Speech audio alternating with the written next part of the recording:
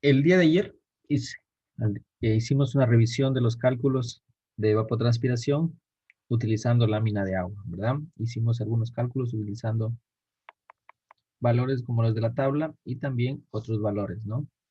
El día de hoy vamos a revisar evapotranspiración potencial.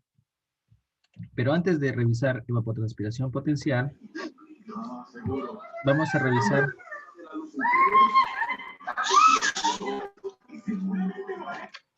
a revisar cómo medimos la evaporación. Y para medir la evaporación hay tres formas de medir la evaporación, ¿sí? La primera es a través de una tina de evaporación o una pana de evaporación, como es conocida. La segunda, como ustedes observan, es un recipiente de evaporación. Y el tercero, un evaporígrafo. ¿Cuál es el método más utilizado? El método más utilizado es la pana de evaporación. Los tres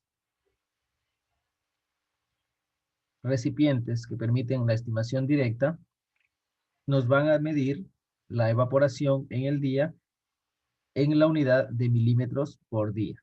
Es decir, cuántos milímetros de agua se han evaporado en el día, ¿sí? Eso nos permite medir estos tres recipientes, donde, como les mencionaba, el más utilizado son las panas de evaporación. ¿Qué es una pana? Una pana es una tina de evaporación, ¿sí? La cual tiene un tornillo micrométrico en esta parte del centro, miren, un tornillo micrométrico que contabiliza la cantidad de milímetros que se evaporan en el día, ¿sí? Esta pana de evaporación tiene un diámetro de 1.21 a 1.22 metros, dependiendo cuánto sea la variación, ¿sí? De diámetro. Es decir, la distancia que hay de aquí, donde está el puntero, hasta la otra orilla, es de 1.21 a 1.22 metros de diámetro. La profundidad de esta pana de evaporación es de 25 centímetros de profundidad. Y como les mencionaba, tiene una construcción o tiene una parte que se denomina tornillo micrométrico, el cual va registrando la cantidad de milímetros que se pierde de evaporación en el día. Es decir, esta pana de evaporación en su profundidad tiene una graduación en milímetros que nos permite registrar la cantidad de evaporación de agua en el día. ¿Dónde se las coloca? Por lo general se las ubica en estaciones climatológicas o meteorológicas para contabilizar la cantidad de evaporación en una determinada área, ¿sí? ¿Qué es el tornillo micrométrico? Como les mencionaba, este es el tornillo micrométrico de la pana de evaporación que permite ir registrando la cantidad de milímetros, que se pierden en un día. Estas panas de evaporación, para calcular la cantidad de evaporación que se pierde en un día, tiene un factor de corrección, ¿sí? Que varía entre 0.5 y 0.8 el factor de corrección para calcular la evaporación diaria de un determinado lugar, ¿sí? Otros ejemplos que nos permiten medir la evaporación son los instrumentos de vaporímetro Pichet, ¿sí? Estos evaporímetros son similares a un pluviómetro. Y como ustedes observan aquí, miren, lo que viene es graduado en milímetros. Estos evaporímetros vienen graduados en milímetros que permiten registrar la cantidad de agua que se pierde en un día, ¿no? Similar a un pluviómetro. Lisa, ¿me puede escuchar? ¿Sí? Ah, ok, perdón, no pasa nada. Ya. Y aquí está el coeficiente que les mencionaba de la pana de evaporación, que va entre 0.5 y 0.8, el coeficiente de la pana de evaporación.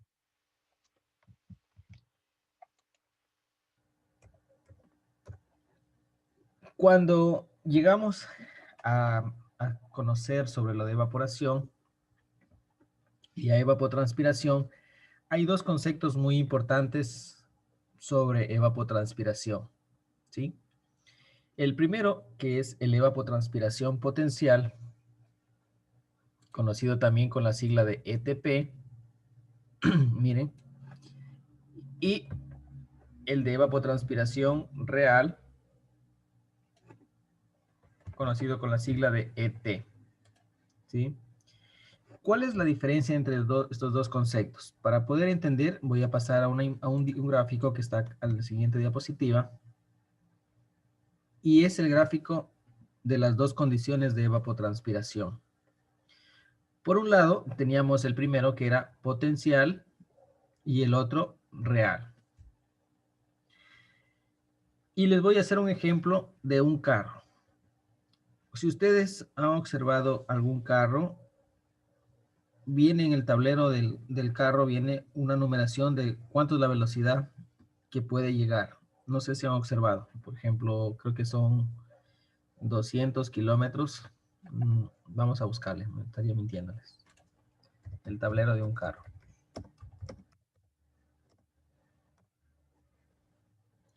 Aquí, miren.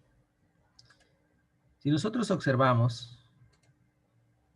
si le pueden ver ahí, se me pasó. Si observamos en esta parte de aquí, miren, este carro tiene una velocidad que puede alcanzar máxima de ¿cuánto es? ¿Cuánto observan ahí? 200. De 200, ¿verdad? Yo les pregunto, ¿será que ese carro siempre va a andar a 200 kilómetros por hora? No. No. No, ¿verdad? A 100. De 100 a 120. ¿Cuánto será lo que puede andar? Puede, dependiendo del conductor, ¿no? Puede andar en 40, puede andar 80. 80. En Pero carretera, no puede andar más de 60. más de 60. Puede andar a 120 en carretera. Y tal vez, si le gusta ver la velocidad, 140, ¿no? Lo mismo aquí. Y vamos a hacer el ejemplo analógicamente. 200 es lo máximo, el potencial que puede alcanzar. Y lo real es lo que ocurre normalmente en la velocidad, ¿sí? Real, lo que ocurre normalmente, y potencial es el número marcado como máximo que puede alcanzar, ¿sí? Ahora, si lo trasladamos a nuestro ejemplo, la evapotranspiración potencial, miren, es lo máximo que puede alcanzar, de evapotranspiración potencial en un determinado lugar. Esta evapotranspiración potencial se da siempre y cuando se tenga condiciones ambientales óptimas, es decir, que exista una adecuada radiación, una adecuada cantidad de agua y otros factores ambientales que intervienen para que se dé lo máximo o la máxima cantidad de evapotranspiración potencial. Como su palabra mismo lo dice, potencial es lo máximo que puede alcanzar. Para el ejemplo del carro, serían los 200 kilómetros por hora. ¿Sí? Ahora, la otra palabra, evapotranspiración real, ¿sí? Evapotranspiración real es lo que sucede normalmente en la atmósfera, ¿sí? Lo que ocurre normalmente en la atmósfera. Por lo tanto, siempre la evapotranspiración potencial va a ser mayor o menor que la evapotranspiración real. ¿Qué dicen ustedes?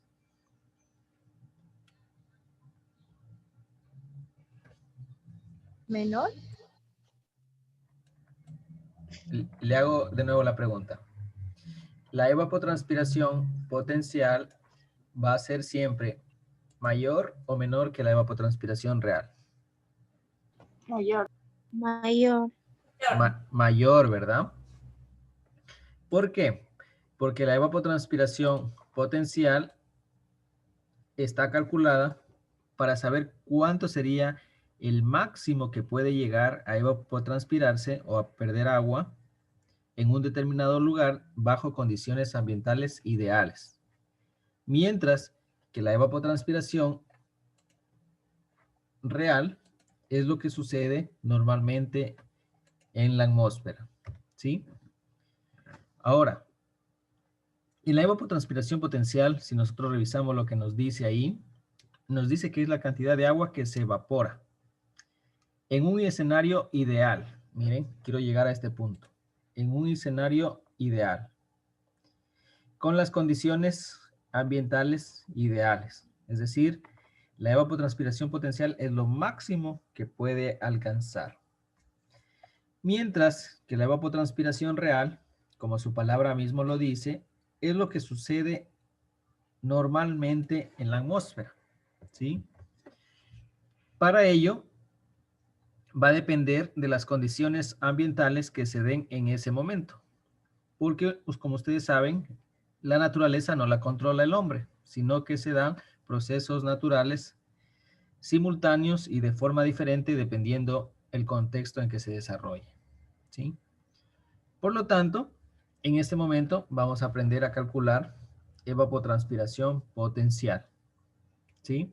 En el cual se estime, bajo condiciones ideales, cuánto sería la cantidad que se puede perder de agua en un determinado lugar. Mientras que la evapotranspiración real no la podemos calcular o estimar, porque eso sucede en el lugar de origen o en el lugar de territorio donde se mide la evaporación y la transpiración de las plantas, ¿no? Porque recuerden que la suma de evaporación más transpiración nos da el concepto de evapotranspiración real, ¿sí? ¿Hasta ahí alguna pregunta? Identificamos las dos diferencias entre potencial y real.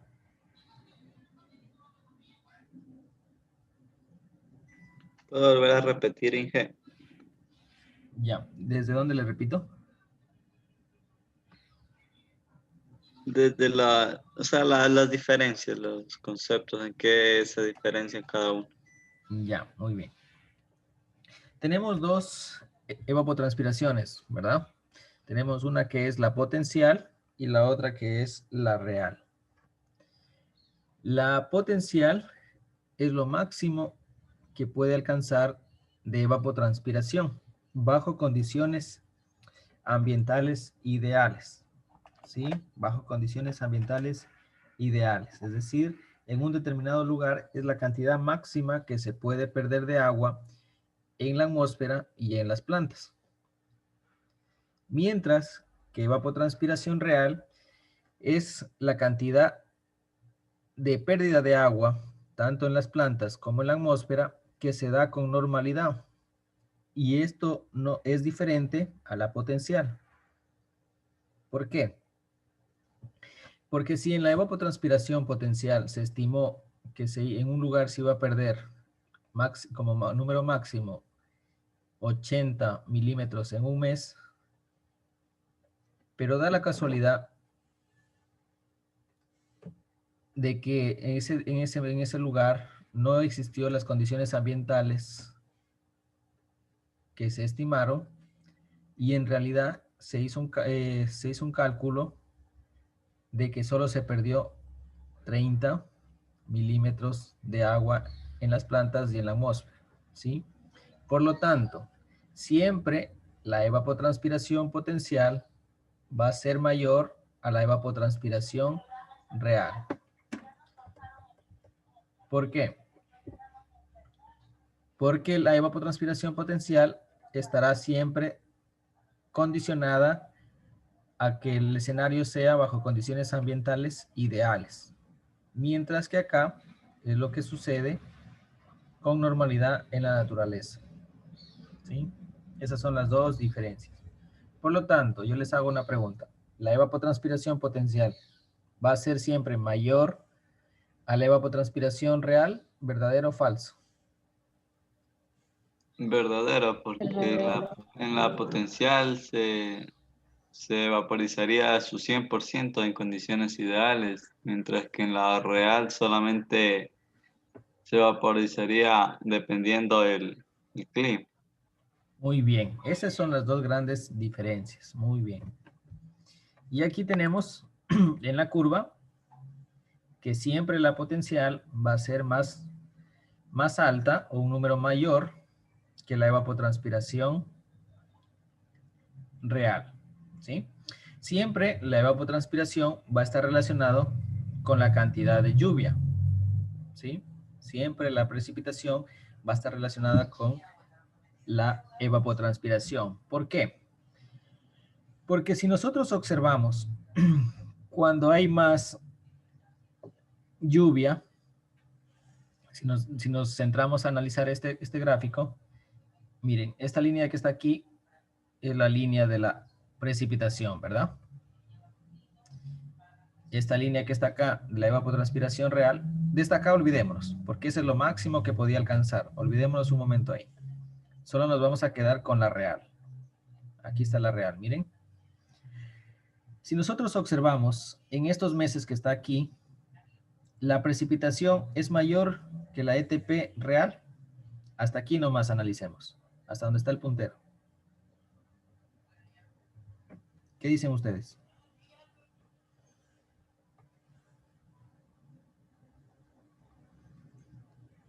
En estos meses de aquí, miren, les vuelvo a hacer la pregunta.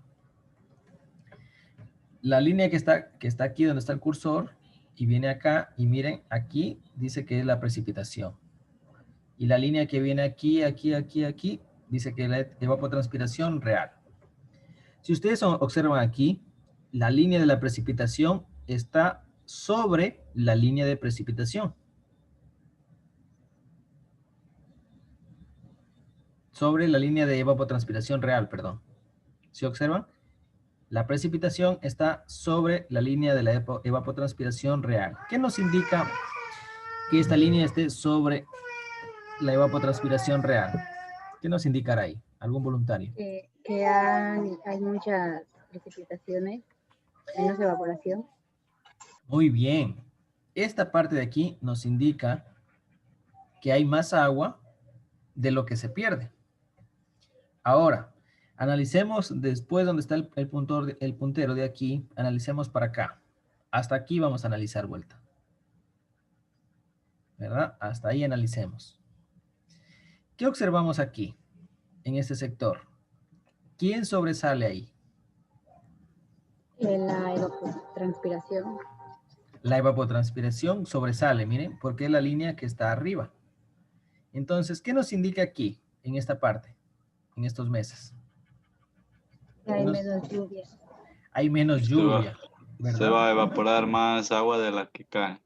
Correcto, va a haber más pérdida de agua que la cantidad de agua que cae. Y acá, en el tramo final, en este tramo de acá,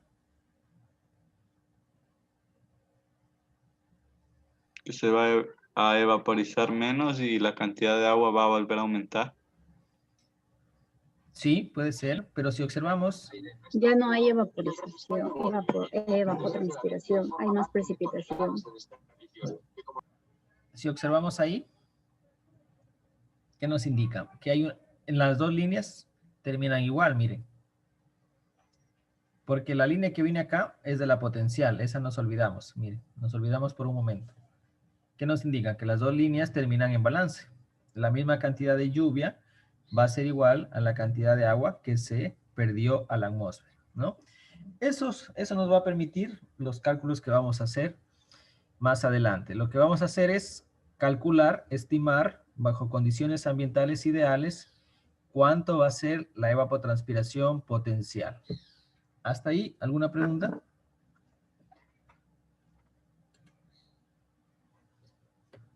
¿Sí le entendimos? La diferencia entre las dos, entre evapotranspiración potencial y evapotranspiración real. Sí. Sí, muy bien. Muy bien. Entonces, antes de iniciar con los cálculos de evapotranspiración potencial,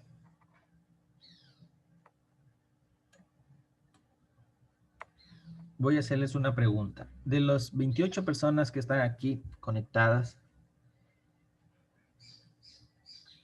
¿hay alguien que no disponga de una computadora en su casa, en su vecino, computadora, cualquier tipo de computadora? Yo, Inge, no tengo compu. Yo tampoco. Ya. ¿Cuál es su nombre? Yo, Jefferson Aponte. Ya, Jefferson Aponte no cuenta. ¿La otra persona? Guapidiana. Guapidiana, ya, muy bien. 2. Ingrid, 3. Inge, yo, Mora Daniela. Mora Daniela, 4. ¿Las demás personas que están conectadas? Sí. ¿Sí disponen los demás? Entonces tenemos 28 de 24. ¿De las 4 personas en este momento no disponen o todo el semestre no disponen de computadora? Yo no tengo Inge. ¿Cuál es su nombre? Pozo Jocelyn. Pozo Jocelyn, tenemos 5. Ya, muy bien. Si hay alguna otro estudiante que no disponga, me hace saber para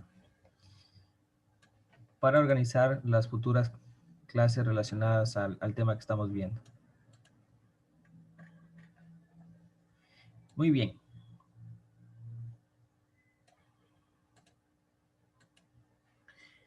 Muy bien. Dentro de la evapotranspiración potencial que estábamos analizando, hay dos métodos que vamos a calcular en esta clase. El primero es el método de Torway y el otro método es el método de Hargreaves. Primero vamos a revisar el método de evapotranspiración potencial de Torway. Le remarco la palabra potencial. ¿Por qué será que vamos a calcular evapotranspiración potencial? ¿Algún voluntario que nos pueda decir qué es lo que vamos a calcular y por qué se denomina potencial?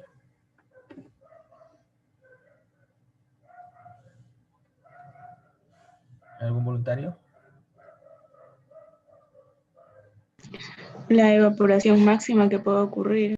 La evaporación máxima que puede ocurrir, ¿no? Y para ello vamos a trabajar con un método que se llama Torway. Ya cuando esté bien entendido Torway, utilizaremos el otro método de Hargreaves, ¿sí? El método de Torway, yo les voy a enviar ya mismo una tablita. El método de Torway utiliza una tablita de corrección que observan en esta pantalla. Y utiliza esta fórmula que está aquí, donde dice ETP es igual a F por 16 por 10 por temperatura media elevado a la A dividido para el I. ¿Sí? Les voy a colocar aquí. ETP es igual a F por 16 por 10 que multiplica la temperatura media dividido para el I elevado a la A. ¿Sí? Ustedes se preguntarán qué significan todos esos valores que están ahí. El F, le voy a colocar aquí. Mire, lo que hice fue copiar la fórmula de Torway, que me da aquí. ¿Sí? Donde el F es el factor de corrección. Es un factor de corrección. Este factor de corrección está determinado por la latitud. Por la latitud de un determinado lugar. ¿Sí? La determinado lugar. El factor de corrección es la tablita que ustedes observan aquí en sus pantallas, en la parte superior derecha. Si ustedes observan, nos dice que el factor de corrección va a ser determinado de acuerdo a la latitud. Por lo tanto, aquí vamos a tener la latitud norte, para los valores de la latitud norte. Aquí vamos a tener los valores de latitud sur. Miren, vamos a tener los meses. Para todos los meses va a haber un factor desde enero hasta diciembre. ¿Sí? Y aquí va a depender del valor de la latitud que nos dé el ejercicio. Y en el centro está el Ecuador. ¿Por qué? Porque está ubicado en la mitad del mundo el Ecuador, ¿no?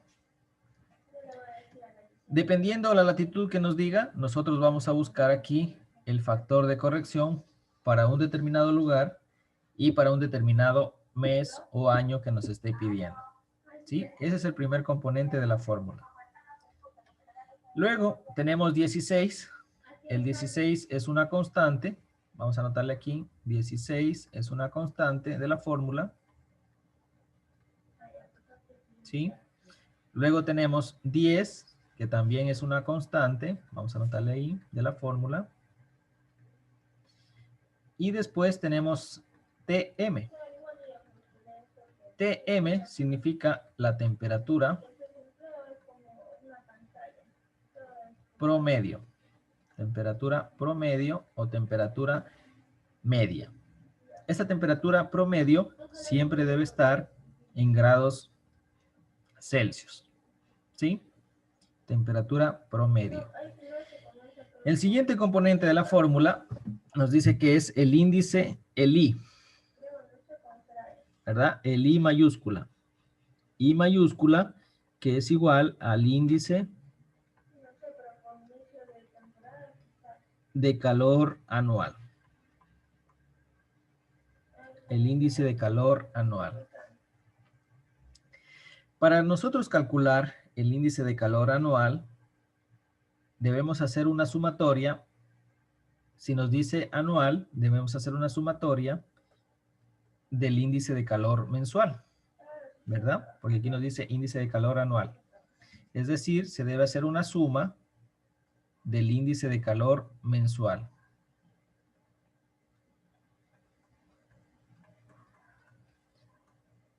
Donde, si ustedes se fijan aquí, también nos da la fórmula para calcular el índice de calor mensual. Donde el índice de calor mensual, yo sé que en este momento van a estar un poco confundidos, es normal que estén confundidos, a medida que hagamos el ejercicio van a ir comprendiendo. Donde el índice de calor mensual va a ser igual a la temperatura media dividido para 1.514, para 5, perdón, para 5 y elevado a 1.514. De esa forma, calculamos los índices de calor mensual. Al final, hacemos una suma de esos índices de calor anual. Y por último, el componente de la fórmula, tenemos el A. ¿Sí? El A, que es un factor de ajuste de la fórmula. Un factor de ajuste. Y en nuestra tablita también nos dicen la cantidad o la fórmula que se utiliza para calcular el A, donde ingresamos todos estos números y podemos calcular el valor del A. ¿Cuál es el componente de la fórmula? Si ustedes observan, todos los números son los mismos que van a estar siempre en esta fórmula. Pero aquí, si nosotros observamos, tenemos un I, aquí tenemos un I, y aquí tenemos un I. Y este I, ¿qué significa en la fórmula? Nos dice que es el índice de calor anual. ¿Sí? Por lo tanto, el I, para calcular el A, vamos a reemplazar siempre el índice de calor anual. Vamos a reemplazar en esta fórmula. ¿Sí? Índice de calor anual. Para ello, vamos a hacer un ejercicio y vamos a ir despejando todas las dudas y vamos a ir comprendiendo de mejor manera. ¿Sí? Entonces, vamos a hacer este ejercicio para 6 meses. ¿Sí? Copien el enunciado y vamos a ir desarrollando el ejercicio calculando la ETP utilizando el método de Torway. ¿Alguna pregunta hasta ahí?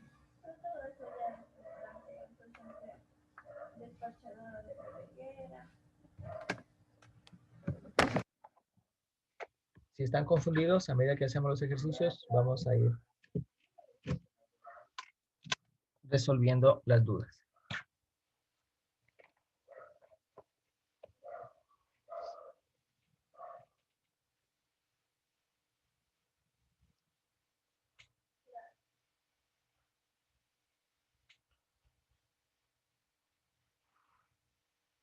Me avisan cuando termine de copiar y comenzamos a hacer el ejercicio.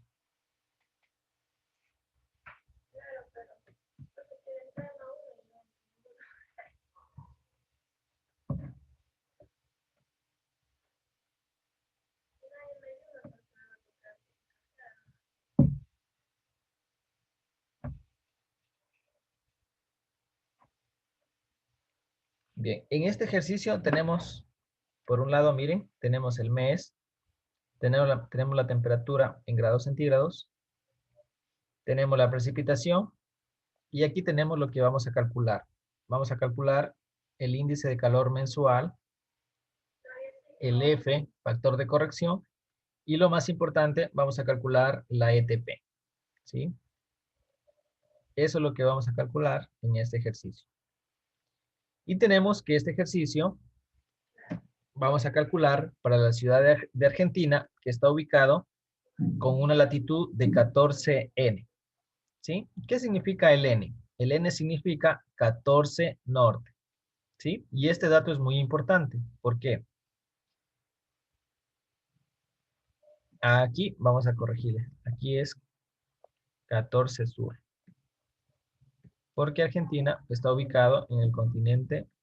Aquí vamos a colocarle sur. Está mal ahí. Este dato es muy importante. ¿Por qué? Porque la latitud nos va a permitir ubicarnos en el factor de corrección o en la tablita del factor de corrección para poder extraer los valores del factor de corrección. ¿Sí? Y ahí cópienle para empezar a desarrollar el ejercicio.